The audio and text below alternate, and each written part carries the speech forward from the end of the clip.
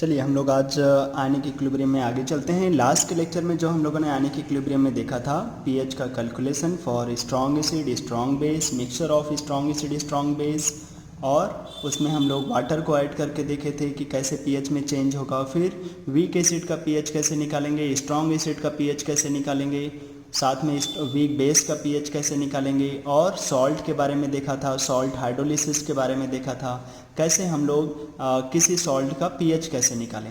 आज के लेक्चर में हम लोग एक चीज़ पे फोकस करेंगे, वो होगा डिग्री ऑफ डिसोसिएशन अल्फा।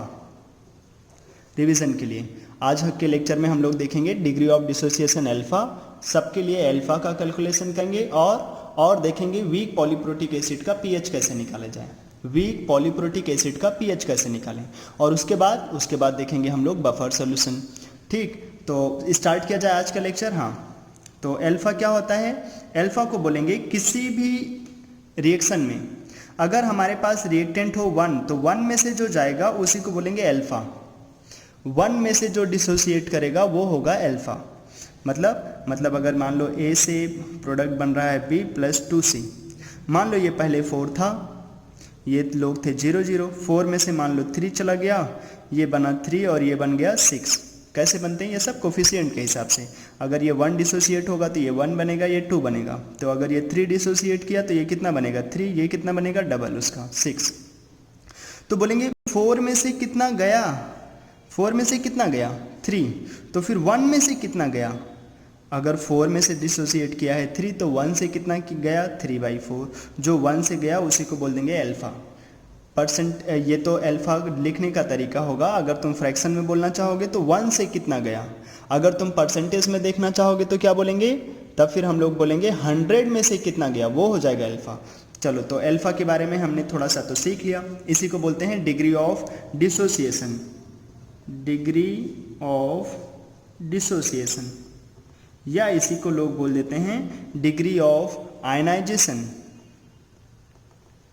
अगर हम लोग आयनिक इक्विलिब्रियम में पढ़ रहे हैं तो अक्सर इसको बोलेगा डिग्री ऑफ आयनाइजेशन। क्यों? क्योंकि कोई एसिड होगा या बेस होगा तो आयनाइज होगा। तो अगर हम लोग बात करें अल्फा फॉर स्ट्रॉन्ग एसिड, तो जो स्ट्रॉन्ग एसिड होते हैं जैसे HCl, तो जब इसका 1 लेकर जाओगे तो ये कितना चला जाता है फॉरवर्ड? ये तो 100% चले जाते हैं। ये इक्विलिब्रियम नहीं बनाते तो 1 से कितना चला जाता है? 1। तो स्ट्रॉन्ग एसिड के लिए अल्फा कितना होता है? 1। मतलब इनका आयनाइजेशन कितना होता है? 100%। अगर तुम इनका आयनाइजेशन देखना चाहोगे तो कितना परसेंट आयनाइज हो जाते हैं ये लोग? 100% आयनाइज हो जाते हैं। कौन? जो हमारे पास स्ट्रॉन्ग एसिड हैं वो 100% आयनाइज हो जाते हैं। अगर हमारे पास स्ट्रॉन्ग बेस हो तो वो भी 100% आयनाइज हो जाते हैं। स्ट्रॉन्ग बेस का मतलब ही यही है कि वो 100% आयनाइज हो जाएंगे।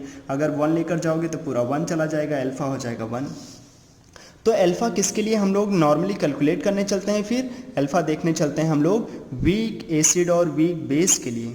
अगर हमारे पास वीक एसिड हो और हमें इसके लिए निकालना हो अल्फा, तो बोलेंगे जैसे हमारे पास है एसिटिक एसिड, इसका कंसंट्रेशन है मान लो C मोलर। ठीक, इसका जो डिसोसिएशन कांस्टेंट है वो मान लो K दिया है। तो बोलेंगे ये तो वीक एसिड है, ये तो 100% नहीं डिसोसिएट होते थे। याद करो, ये एसीटेट आयन बनाएंगे +H+, तो यहाँ से कुछ डिसोसिएट करेगा। अब कितना डिसोसिएट करेगा? 1 में से मान लेते हैं कि वहाँ से जा रहा है, अगर इसका कंसंट्रेशन C है तो C में से कितना जाएगा पता नहीं है। मान लो इसका डिग्री ऑफ डिसोसिएशन अल्फा है, तो 1 से कितना जाएगा? अल्फा। अगर तुमने ये मान लिया इसका डिग्री ऑफ डिसोसिएशन अल्फा है तो C में से कितना जाएगा? C alpha. तो ये कितने बनेंगे? C alpha. ये कितना बनेगा? C alpha. तो अब हम लोग लिख सकते हैं इसका equilibrium constant K = C alpha × C alpha / C - C alpha. अब अगर तुम यहाँ से C कॉमन ले लोगे तो C अल्फा स्क्वायर / 1 - अल्फा। अब एक काम कर सकते हो कि तुम या तो अल्फा यहीं पे नेग्लेक्ट कर दो। एक्चुअली में जो वीक एसिड होते हैं वो मैक्सिमम 5 to 10% ही आयनाइज होते हैं। मतलब अगर इनका 100 मोल होता है तो लगभग ये 5 मोल ही आयनाइज होते हैं या 10 मोल। तो उस 100 के रिस्पेक्ट में इनका जो आयनाइजेशन होता है वो कम रहता है। तो अक्सर अल्फा कंपेयर टू 1 नेग्लेक्ट कर देते हैं। अल्फा जो होता है वो 1 के कंपेरिजन में नेग्लेक्टेड हो जाता है। अगर अल्फा बहुत छोटा है तो 1 में से कुछ कम करने से फ़र्क नहीं पड़ेगा। तो इसीलिए K लिख देते हैं C अल्फा स्क्वायर, K = तो यहाँ से अल्फा क्या मिल जाएगा? अल्फा हो जाएगा √K/C। अब यहीं पे हमें ध्यान देने वाली चीज़ है, K क्या है? के तो था उसका डिसोसिएशन कांस्टेंट, या ऐसे बोलो जो हमारे पास वीक एसिड था, वीक एसिड पानी में जा करके H+ दे रहा है तो इसके इक्विलिब्रियम कांस्टेंट को क्या बोलेंगे, के। कोई पानी में जाके H+ दिया तो उसके लिए के, कोई OH- देता तो उसके लिए के भी यूज़ करते। तो ये तो के जैसा वर्ड है, तो हम क्या बोलेंगे अब हम यही बोलेंगे कि हमारे पास जब भी कभी अल्फ़ा निकालना होगा किसी का तो हम बोलेंगे alpha equals to root over equilibrium constant divided by C. हमेशा जब भी हम लोग कभी अल्फ़ा निकालेंगे तो अभी जैसे क्या था, वीक एसिड था तो हम लोगों ने क्या किया, वीक एसिड का के रूट ओवर वीक एसिड का के डिवाइडेड बाई सी। अगर हमारे पास वीक बेस होता तो अब हम लोग हमेशा नहीं निकालेंगे, हम जल्दी जल्दी केवल वो फॉर्मूले लिख देंगे। एक छोटा सा क्वेश्चन कर लेते हैं पहले। अगर हमारे पास मान लो कभी ऐसे दे दिया कि 0.1 मोलर एसिटिक एसिड है, 0.1 मोलर एसिटिक एसिड है और इसका हमें उन्होंने के दे दिया है। इसका के कितना दिया है, 10⁻⁻5। ठीक, हमारे पास 0.1 मोलर एसिटिक एसिड है और हमें इसका के दिया है 10⁻⁻5। तो हमसे पूछा जा रहा है, बताओ क्या पूछा जा रहा है, हमसे पूछा जा रहा है कि इसका अल्फ़ा बताया जाए क्या होगा। तो बस देखेंगे, ये वीक एसिड है, अल्फ़ा क्या होता है, root over K by C. तो रूट ओवर के कितना है, 10⁻⁻5। कंसंट्रेशन कितना है, 0.1, तो कितना आ जाएगा, ये 10⁻⁻4 हो जाएगा ऊपर जा करके, और रूट ले लोगे तो हमें मिल जाएगा 10⁻2। तो ये आ गया अल्फ़ा, बोले तो 0.01। परसेंटेज में कोई जानना चाहेगा तो 100 से मल्टीप्लाई कर देंगे, ये हो जाएगा 1%। और अक्सर ऐसे ही आता है वीक एसिड का।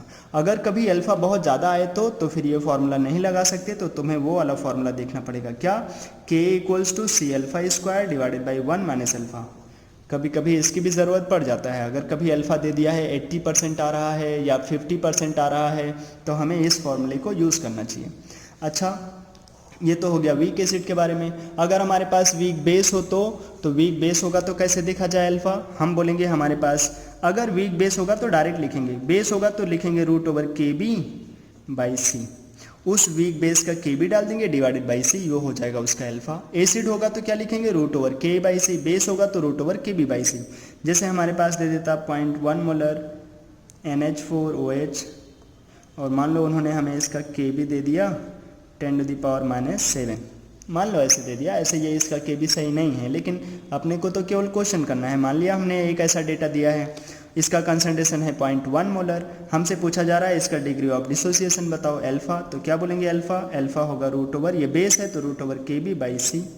रूट ओवर के बी कितना, 10⁻⁻7, कंसंट्रेशन 0.1, तो ये कितना आ जाएगा सॉल्व करके, 10⁻⁻3। परसेंटेज में कोई जानना चाहेगा तो 0.1%, 100 से मल्टीप्लाई कर दो, आ जाएगा। तो जब भी कभी एसिड होगा तो लिखेंगे हमेशा रूट ओवर के बाई सी, कोई बेस होगा तो root over K B by C. तो ये तो वीक एसिड वीक बेस के लिए हो गया। अगर हमारे पास ये किसके लिए निकला था, ये था वीक बेस के लिए। अब अगर हमारे पास सॉल्ट हो जाए, सॉल्ट में तो एक तो हमारे पास था स्ट्रॉन्ग एसिड स्ट्रॉन्ग बेस, ऐसे सॉल्ट वाले। तो स्ट्रॉन्ग एसिड के और स्ट्रॉन्ग बेस के सॉल्ट क्या होते थे, वो तो हाइड्रोलाइज ही नहीं होते थे, वो तो 100% चले जाते थे।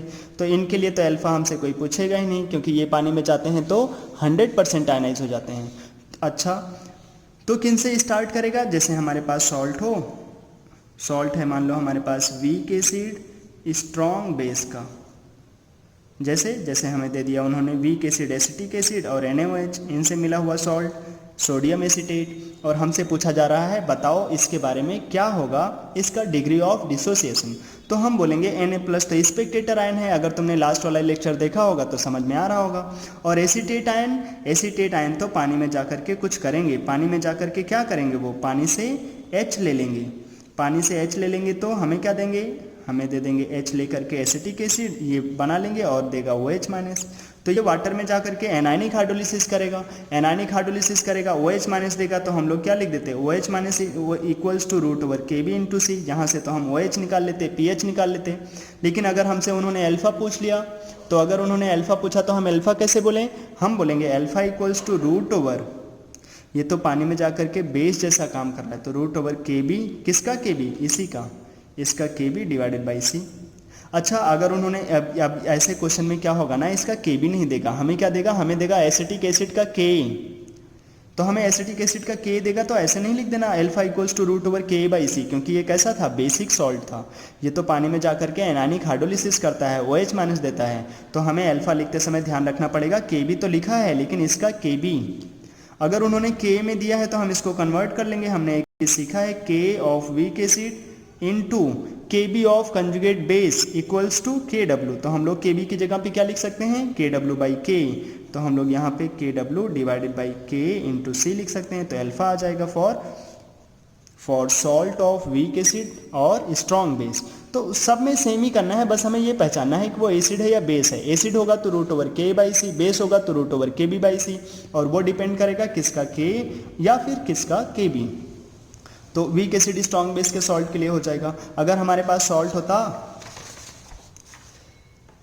अगर हमारे पास मान लो उन्होंने सॉल्ट ऐसे दे दिया है, किसका सॉल्ट है, सॉल्ट है हमारे पास स्ट्रॉन्ग एसिड वीक बेस का, जैसे जैसे NH4Cl। अब ऐसा सॉल्ट होगा तो बोलेंगे इसमें देखो तो ये तो NH4 प्लस और Cl माइनस। Cl माइनस कैसा है, स्पेक्टेटर आयन, क्यों, क्योंकि वो स्ट्रॉन्ग एसिड स्ट्रॉन्ग बेस से आया है। तो मेन काम किसका है, NH4 प्लस का।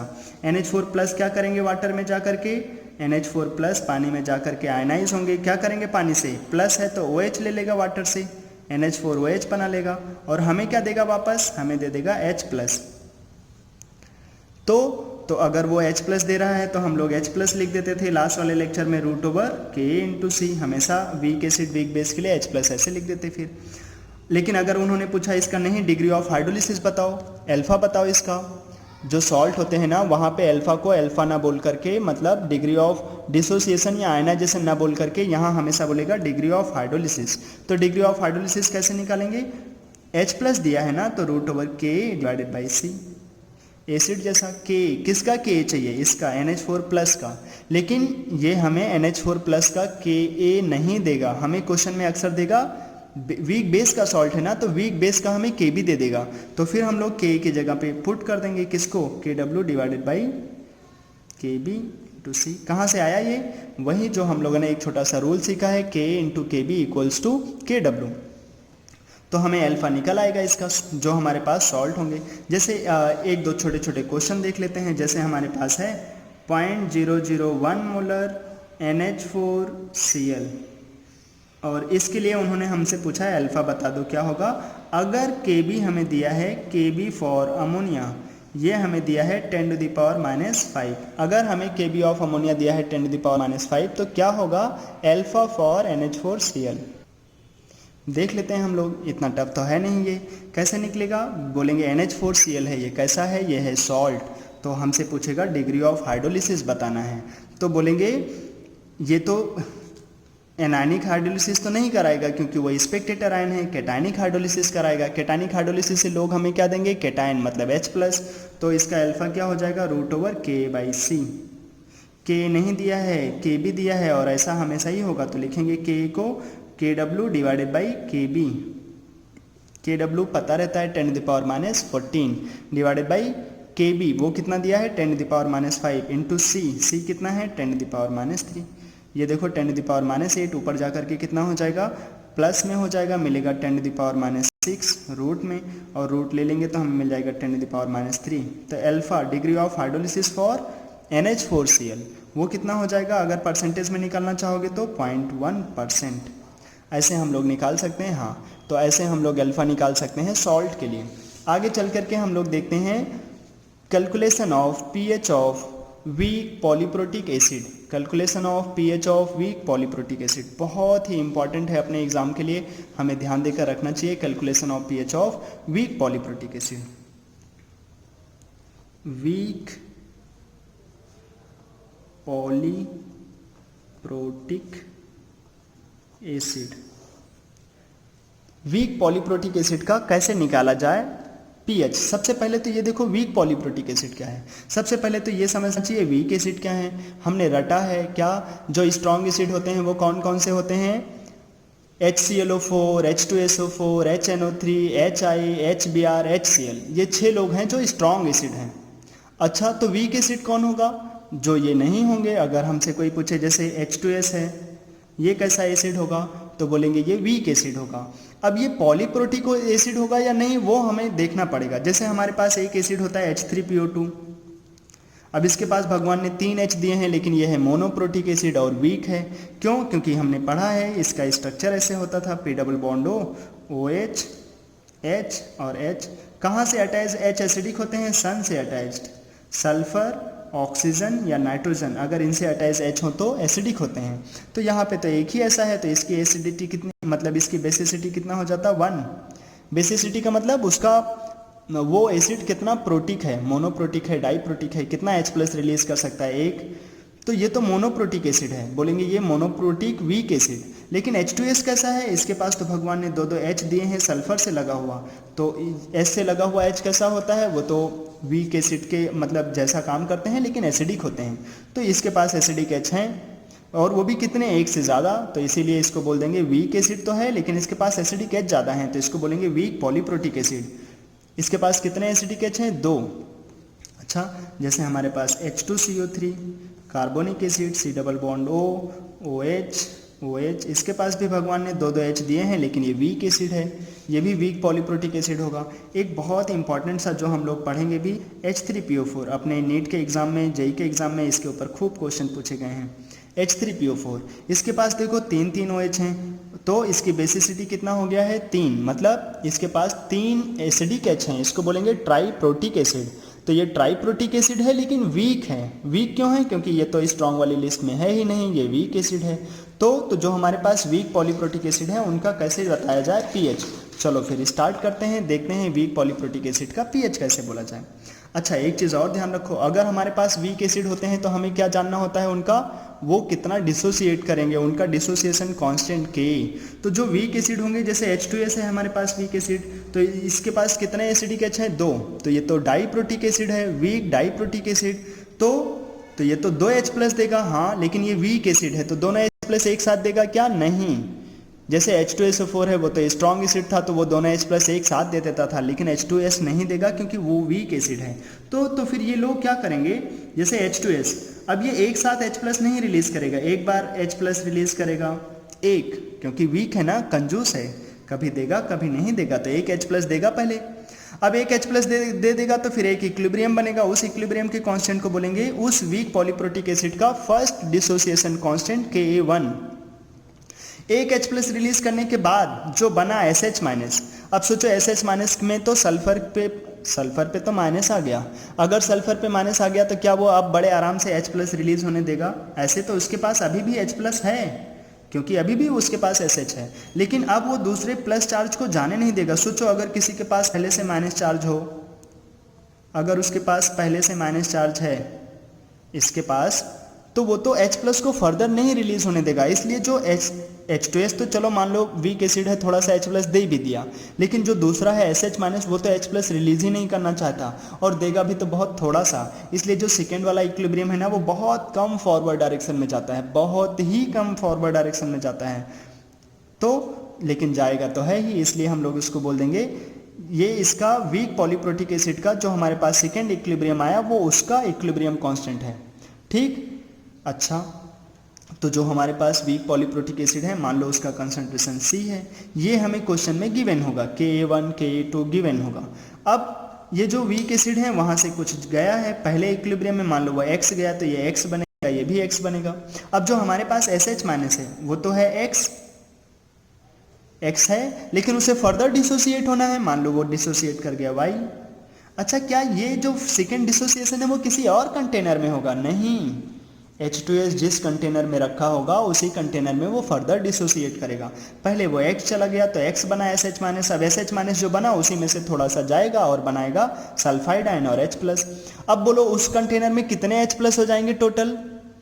पहले तो X मिला, दोबारा भी तो वो कुछ गया है Y, उसी कंटेनर में ही है, पहले X मिला फिर Y मिला, तो टोटल H+ कितने हो जाएंगे? X+ Y। तो फिर X+ Y दोनों ही जगह लिखना होगा। क्यों? क्योंकि H+ ऐसा नहीं होगा कि यहाँ के लिए H+ X है, यहाँ के लिए H+ Y है, वो तो उसी कंटेनर में है ना, ओवरऑल H+ तो सेम रहेगा। तो H+ दो जगह से आ रहा है, तो यहाँ से X आया, वहाँ से Y आया, तो ओवरऑल कितने हो गए? X+Y, X+Y। अच्छा, तो ऐसे ही तो SH माइनस भी रहेगा, X बना Y चला गया तो कितना बचा X माइनस वाई, यहाँ पर भी X माइनस वाई लिख दो। अच्छा कोई बताए C ज़्यादा होगा या X? ये तो मजाक ही हो गया क्योंकि ये तो वीक एसिड है। वीक एसिड क्या बहुत ज़्यादा फॉरवर्ड जाते हैं? नहीं, तो बहुत कम फॉरवर्ड गया होगा, तो जो C होगा वो बहुत ज़्यादा होगा और X कम होगा। X तो बहुत कम रहेगा, C के कंपैरिजन में बहुत ज़्यादा ही कम रहेगा। अच्छा सेकेंड स्टेप में कोई बताए X ज़्यादा होगा या Y? हमें पता है SH माइनस, S की खोपड़ी पे क्या है माइनस, तो वो फर्दर H प्लस रिलीज नहीं करना चाहेगा, मतलब वो आगे ही नहीं जाना चाहेगा, तो X ज़्यादा होगा Y कम होगा। अब यहीं पे हम लोग सीखेंगे, अब बोलेंगे C के कंपैरिजन में X और Y को नेगलेक्ट कर सकते हैं और X के कंपैरिजन में Y को नेगलेक्ट कर सकते हैं। देखो सबसे बड़ा C है तो C के कंपैरिजन में X और Y दोनों को नेगलेक्ट किया जा सकता है और X और Y में X बड़ा है तो उसके कंपैरिजन में Y को नेगलेक्ट कर सकते हैं। तो हम लोग नेगलेक्ट कर देंगे क्योंकि C के रिस्पेक्ट में X छोटा है, तो जो छोटा है उसे भगाओ, इज्जत नहीं दो, जो छोटे हैं उनको भगाओ। X और Y में Y छोटा है तो X में Y ऐड करने से फ़र्क नहीं पड़ेगा, X में से Y निकालने से भी फ़र्क नहीं पड़ेगा, उनको कैंसिल कर लेते हैं, यहाँ पर भी यहाँ पर भी। अच्छा कोई बताए Ka1 बड़ा होगा या Ka2? जो वीक पॉलीप्रोटिक एसिड होते हैं वो एक बार तो H प्लस दे देते हैं लेकिन दोबारा H प्लस देने में उनको शर्म आती है, वो दूसरा H प्लस देना ही नहीं चाहते। क्यों? क्योंकि उनके खोपड़ी पे आ जाता है माइनस चार्ज और फिर उनसे H प्लस मांगोगे तो वो बड़ी नौटंकी करते हैं, वो फॉरवर्ड जाते ही नहीं। तो पहला इक्विलिब्रियम बहुत ज़्यादा फॉरवर्ड जाता है जबकि दूसरा बहुत कम। इसी वजह से जितना ज़्यादा इक्विलिब्रियम फॉरवर्ड जाता है उसका इक्विलिब्रियम कांस्टेंट उतना ज़्यादा रहता है। तो पहला वाले इक्विलिब्रियम कांस्टेंट ज़्यादा, दूसरे वाले का इक्विलिब्रियम कांस्टेंट कम। Ka1 बहुत ज़्यादा होता है वीक पॉलीप्रोटिक एसिड में, Ka2 कम। अगर ऐसे Ka3 होता, इसके पास तीसरा भी H प्लस होता तो Ka3 और कम होता क्योंकि तब तक तो उसके पास -2 हो गया होता। अच्छा चलो अब हम थोड़ी बात कर लेते हैं, H प्लस निकाल लेते हैं जो अपना काम है। तो हम क्या करेंगे, अब H प्लस निकालना बहुत लल्लू सा काम है, अगर तुमने इतना सीख लिया तो। कैसे बोलेंगे?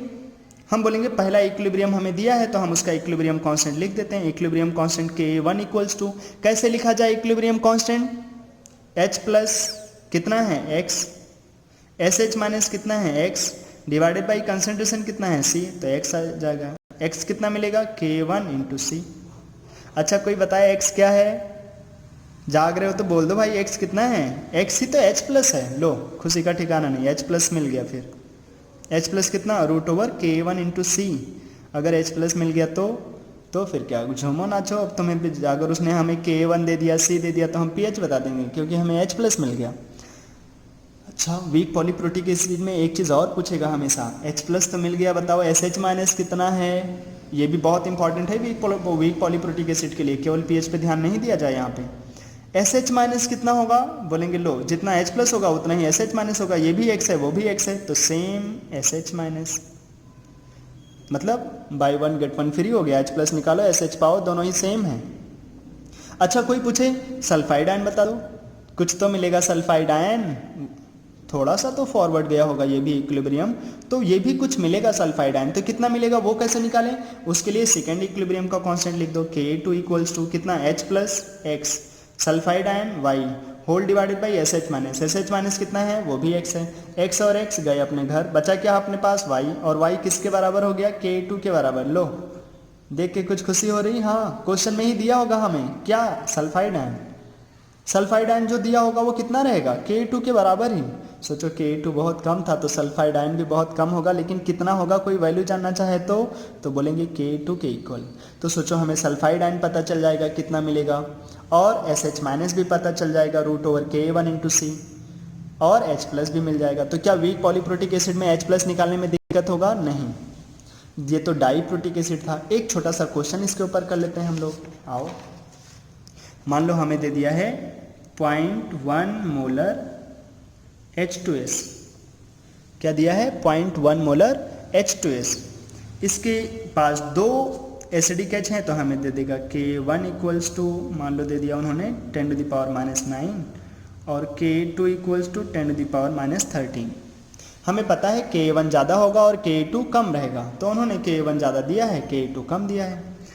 अब क्या करें हमें बस इतना ध्यान देना चाहिए कि हमारे पास अगर K1 पता है, K2 पता है, वीक पॉलीप्रोटिक एसिड है, हमेशा एक्सप्रेशन बनाने पे जाएं कि ये हमें पहला H प्लस रिलीज करके देगा, H प्लस देगा तो बनाएगा क्या साथ में SH माइनस, ये 0.1 है पूरा जाएगा क्या, मान लो X चला गया X बनेगा और SH माइनस फर्दर डिसोसिएट करेगा H प्लस देगा और सल्फाइड आयन, ये X है यहाँ से Y जाएगा Y बनेगा, ये कितना हो जाएगा X प्लस वाई, ये भी हो जाएगा X प्लस वाई, ये X माइनस वाई। अब इन सब में काटा कुटी मचाओ, ये लोग कैंसिल हो जाएंगे। अब अगर हम पहले का इक्विलिब्रियम कांस्टेंट देखें वो दिया है 10⁻⁻9, ये दिया है 10⁻�9, ये कितना दिया है 10⁻13।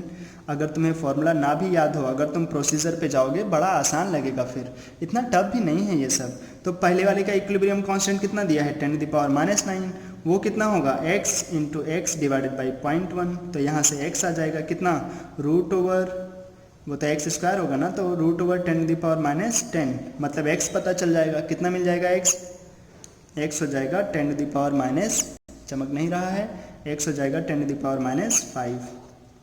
अगर x आ गया तो फिर हमें पता चल जाएगा H प्लस कितना होगा और SH माइनस कितना होगा, और सल्फाइड आयन कितना होगा, वो तो y के बराबर। y किसके बराबर होगा, सोचो y तो बराबर होगा इसी के K3 के, मतलब जो K2 है हमारे पास 10⁻13, तो H plus 10⁻5 same as SH minus 10⁻5। कोई पूछना चाहता pH तो बोल देते 5, कोई पूछना चाहता बताओ सल्फाइड आयन हो जाएगा K2 के इक्वल। सेकेंड का इक्विलिब्रियम कांस्टेंट लिख दो x into Y divided by x cancel हो जाएगा, बचेगा क्या y, और जो y होगा वो किसके बराबर K2 के बराबर, और K2 कितना दिया है 10⁻13। तो सोचो हमें K2 भी पता चल जाएगा जो कि y है, और H प्लस भी pH भी सब पता चल जाएगा। तो क्या हमने H2S के बारे में ये सब चीज़ देख लिया। हाँ, अगर हमारे पास वीक पॉलीप्रोटिक एसिड डाईप्रोटिक ना होकर के ट्राईप्रोटिक हो जाए, यहाँ पे कुछ लोग डर जाते हैं, हमारे पास जैसे मिल जाए H3PO4, ये चीज़ बहुत इंपॉर्टेंट है। इधर डाईप्रोटिक तो आसान रहते हैं, लेकिन ट्राईप्रोटिक में तो तुम्हें जान लगाना पड़ेगा, कुछ ज़्यादा ही इंपॉर्टेंट है ट्राईप्रोटिक। तो आओ देख लेते हैं हम लोग ट्राईप्रोटिक के बारे में। जैसे हमें दे दिया H3PO4, देखो हम नशे में लग रहा है। H3PO4 क्या करेगा, इसके पास तो तीन एसिडिक H हैं। क्यों भाई 3 एसिडिक H हैं, यहाँ 3 दिख रहा है इस वजह से नहीं, इतना तो ज्ञान अब तक हो ही गया होगा, नहीं हुआ है तो जाके पुराने लेक्चर्स देखो जो इधर पढ़ा है ऑक्सीडेशन नंबर में, वहाँ इनके ऑक्सो एसिड्स को सीखो, फॉस्फोरस के ऑक्सो एसिड्स को देखो। तो इसके पास तो 3 एसिडिक H हैं, पहला H प्लस देगा K1, फिर H2PO4 माइनस, उसके पास और भी एसिडिक H है वो भी देगा, लेकिन शर्मा के एक साथ पूरा H प्लस दे देना चाहेगा क्या, नहीं, ये तो गधे वीक एसिड हैं ये सब, तो एक साथ तो नहीं देना चाहेंगे सब।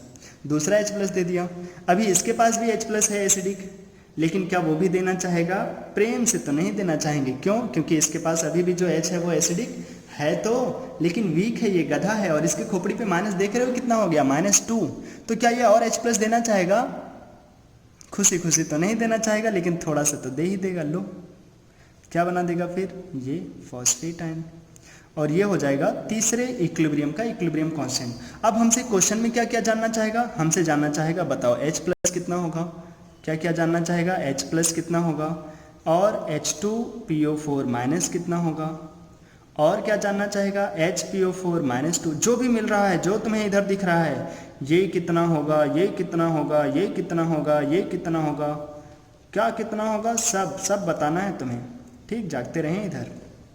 आओ मान लेते हैं इसका कंसंट्रेशन दिया है C, इतना दे देगा तुम्हें, इसका कंसंट्रेशन दे देगा वीक पॉलीप्रोटिक एसिड का, और इसके पास 3 एसिडिक H हैं, तो हमें क्या दे देगा K1, K2, K3, ये सारी चीज़ें हमें दे देगा, बस हमें अपनी आंखें खोल करके देखना होगा उधर।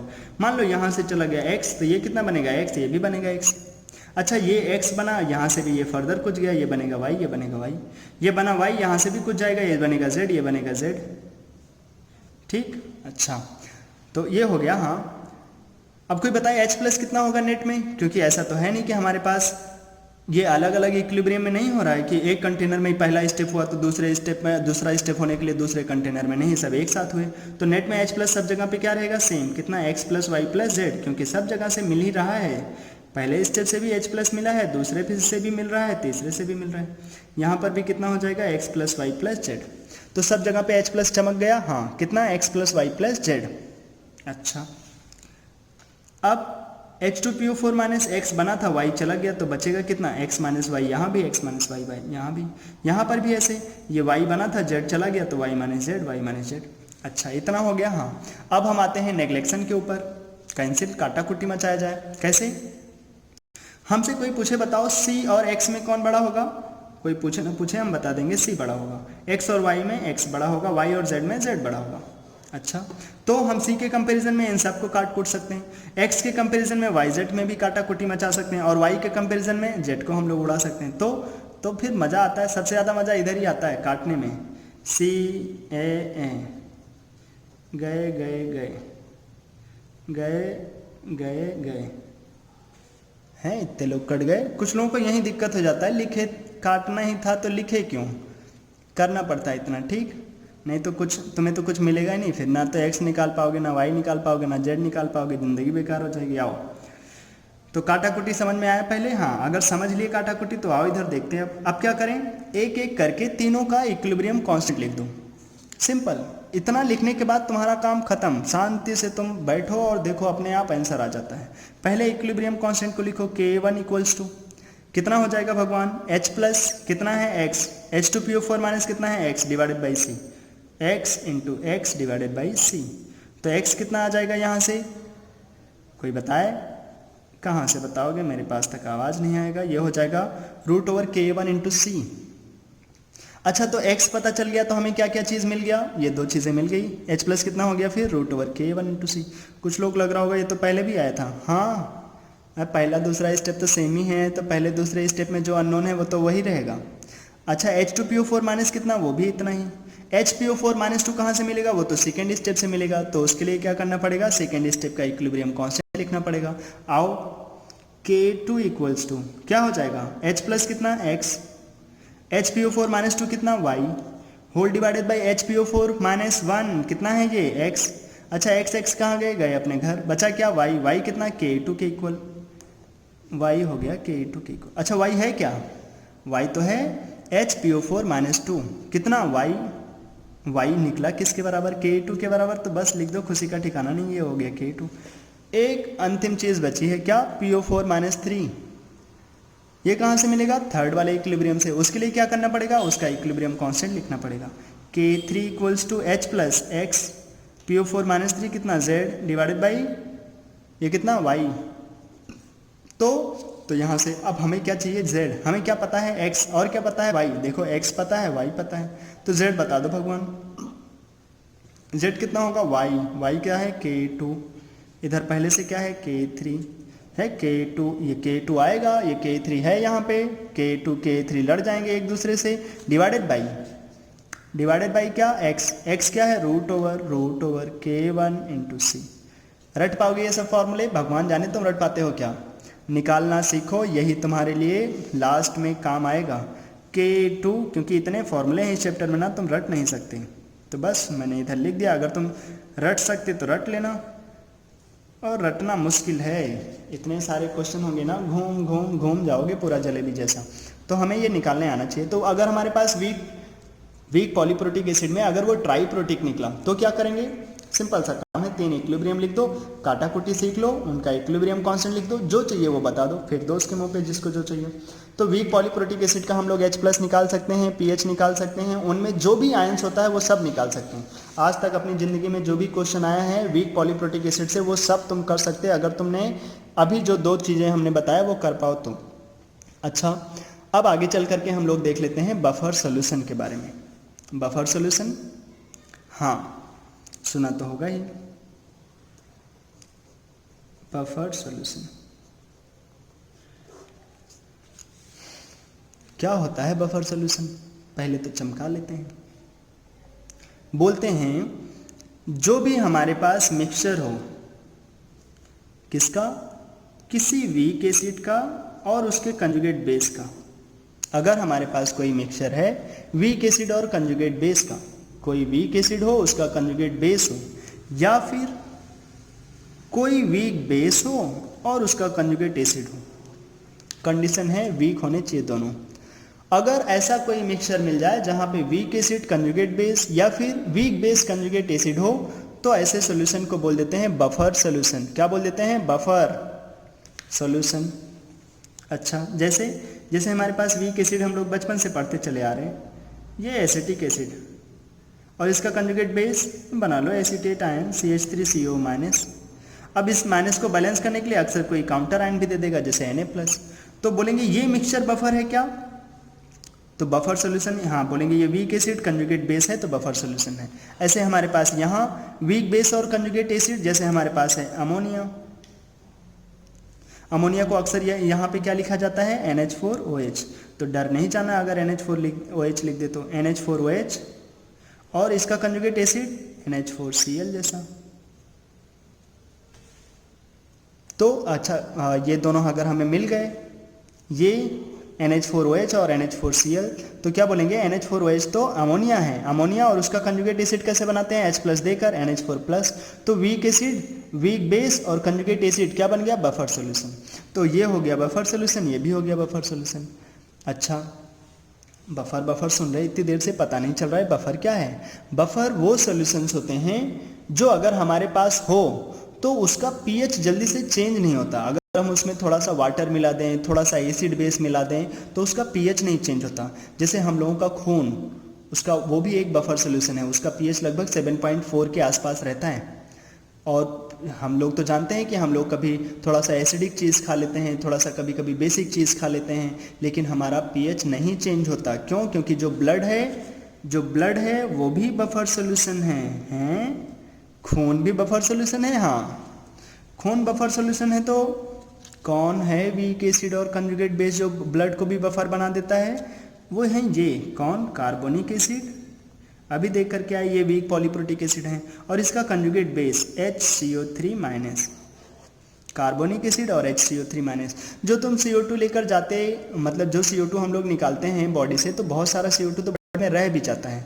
वही CO2 और उनके CO2 मतलब वही carbonic acid H2CO3, carbonic acid और उसका कंजुगेट बेस बाइकार्बोनेट आयन, इन्हीं से मिलकर के बना हुआ बफर सॉल्यूशन होता है अपना खून। जो भी बफर सॉल्यूशन होते हैं उनका काम क्या है, pH को चेंज होने से रोकना। फिक्स है उनका काम, pH को जल्दी से चेंज ना होने दिया जाए। थोड़ा सा एसिड बेस डालें लेकिन pH चेंज ना हो। चलो फिर वीक एसिड कंजुगेट बेस हमें चमक गया, और वीक बेस कंजुगेट एसिड अगर दिख जाए तो बफर सॉल्यूशन थोड़ा सा हम लोग देख सकते हैं। जैसे हमसे कोई पूछे ये H2S NaHS, H2S NaHS, actually में Na तो चार्ज बैलेंस करने के लिए लगा है। H2S है वीक एसिड और उसका कंजुगेट बेस H+ निकालने पे बना SH-। तो ये दोनों मिलकर के क्या बफर सॉल्यूशन बना लेंगे। हाँ, कैसा बफर बनाएंगे, बोलेंगे एसिडिक बफर हैं। ये नया नाम आ गया एसिडिक बफर। ये क्या होता है, बफर सॉल्यूशन को मेनली दो तरीके से पढ़ते हैं। एक ऐसा जिनको बोलते हैं एसिडिक बफर सॉल्यूशन, दूसरे को बोलते हैं बेसिक बफर सॉल्यूशन। अब यहीं पे तुम्हारे दिमाग में चमक रहा होगा, अच्छा तो न्यूट्रल बफर सॉल्यूशन भी होगा। नहीं, ये नाम इस वजह से नहीं आया कि pH 7 होगा तो ये होगा, pH 7 से कम होगा तो एसिडिक होगा, pH 7 से ज़्यादा होगा तो बेसिक होगा। इस वजह से बफर सॉल्यूशन के नाम नहीं आए। बफर सॉल्यूशन को दो तरीके से पढ़ते हैं। एक तो होते हैं acidic buffer solution, acidic buffer solution, और एक होते हैं basic buffer solution. Acidic buffer solution का मतलब, अगर हमारे पास कोई बफर सॉल्यूशन हो जिसमें मेन कंपोनेंट हो वीक एसिड का। मेन कंपोनेंट मतलब जैसे एसिटिक एसिड ही तो मेन है, हम लोग तो कॉमनली यही यूज करते हैं, उसका कंजुगेट बेस आया। तो अगर हमारे पास मेन कंपोनेंट वीक एसिड हो तो फिर वीक एसिड मेन कंपोनेंट हो और उसका कंजुगेट बेस, तो वो बनेगा एसिडिक बफर। और एक चीज़ ध्यान रखना, एसिडिक बफर का मतलब ये नहीं कि pH 7 से कम। हो सकता है कि कभी कभी एसिडिक बफर हो और उसका pH 7 से ज़्यादा हो, और उसका एग्जाम्पल तो तुम्हारा खून ही है। देखो खून कैसा है, खून का pH कितना रहता है, तुमने सीखा होगा, इधर उधर खूब सीखा होगा। ब्लड का pH 7.4 के आसपास रहता है pH। और ये किन से मिलके बने हैं, कार्बोनिक एसिड और bicarbonate ion, weak acid conjugate base. तो कहने के लिए ये एसिडिक बफर सॉल्यूशन है, लेकिन pH कैसा है, 7 से ज़्यादा। तो pH को देख करके बफर सॉल्यूशन के नाम नहीं आते। ठीक, तो हमारे पास बफर सॉल्यूशन एसिडिक बफर किनको बोलेंगे, जहाँ पे मेन कंपोनेंट होगा एसिड। जैसे ये कैसा सॉल्यूशन है, बोलेंगे acidic buffer solution, ABS, acidic buffer solution. और अगर हमारे पास मेन कंपोनेंट हो जाए वीक बेस, जैसे ये अमोनिया और NH4Cl, तो उसको क्या बोल देंगे, BBS। BBS भाई बेसिक बफर सॉल्यूशन। तो एसिडिक बफर सॉल्यूशन और बेसिक बफर सॉल्यूशन हमारे पास दो होते हैं। सबसे पहले तो हमें अपनी इन्हीं आंखों से पहचानना आना चाहिए कि कौन है एसिडिक बफर सॉल्यूशन, कौन है बेसिक बफर सॉल्यूशन। अगर ये पहचानना आ जाए तो हम लोग उनका पीएच निकालना सीख सकते हैं। कैसे निकालें पीएच? पीएच कैसे निकाला जाए? सिंपल है। अगर हमारे पास कभी भी बफर सॉल्यूशन हो तो उनके लिए जो पीएच निकालते हैं उनका एक छोटा सा फॉर्मूला हम याद रख लेते हैं।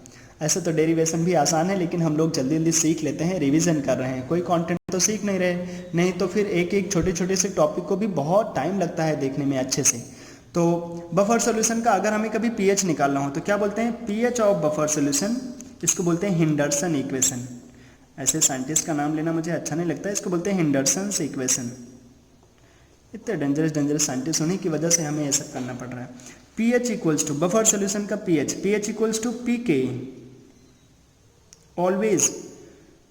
अगर तुमने कुछ सीखा है पहले से तो उसी को रखना, ठीक? नहीं तो जो मैं बोल रहा हूं उसकी प्रैक्टिस करो। PH equals to pK plus minus, pH equals to pK plus minus log of salt का concentration divided by weak acid या फिर वीक बेस।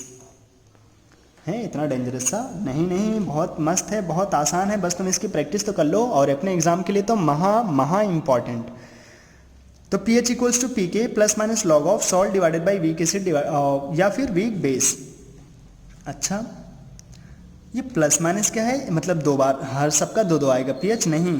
प्लस यूज करेंगे जब हमारे पास सोल्यूशन होगा एसिडिक बफर सोल्यूशन, और माइनस यूज करेंगे जब हमारे पास सोल्यूशन होगा बेसिक बफर सोल्यूशन।